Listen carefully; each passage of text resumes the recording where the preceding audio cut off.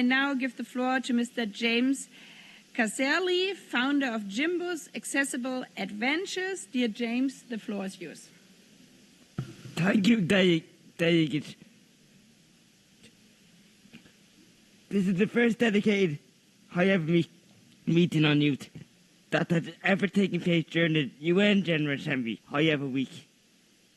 It's such a crucial year for the UN on the 80th anniversary of its creation.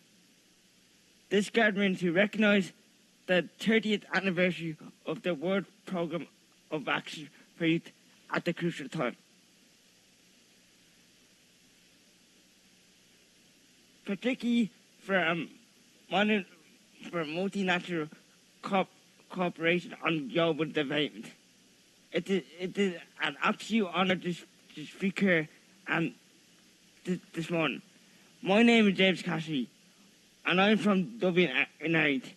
I'm a young person with a disability and advocate for young people with disabilities.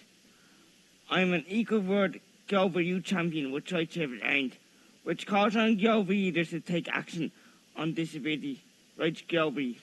One thing young people, particularly young people with disabilities, will say is that global leaders do not provide enough opportunities for the voices of young people to be heard in spaces where global leaders are present. So I think it is important to recognise the leadership of member states and the UN leadership for creating this global platform. The call of many young people today will be for meaningful youth participation. But what does this mean? To me, it is where young people who have the power to listen to us and take action, because actions speak louder than words. It is more than a box ticking exercise. It is when we get to make our own decisions and not just have other people make our decisions on our behalf. As we always say, nothing about us without us. Ahead of the meeting, Soichev and the International Disability Alliance Youth Committee co-hosted one of the Assistant Secretary General and the UN Youth Office Youth Dialogue sessions.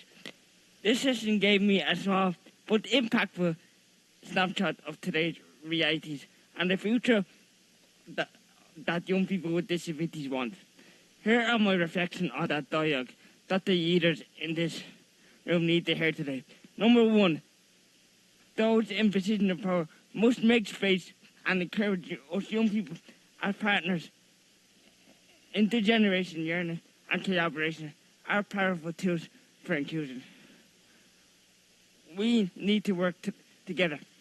Number two, inclusive education is a cornerstone of meaningful participation. Children and young people with disabilities must have access to their right to education. Number three, we must move from promises to concrete funded action. And as part of this, there must be investment in disability inclusive empowerment and embracing youth-led initiatives, including youth campaigns like the Global Disability Summit to action led by Child Service, International Disability Alliance and UNICEF, and commitments made in the Pact for the Future. My good friend Bashir Bass, who is a young person who was joined from Sierra Leone, has written an article in the UN today that you can pick up around the UN today or find online.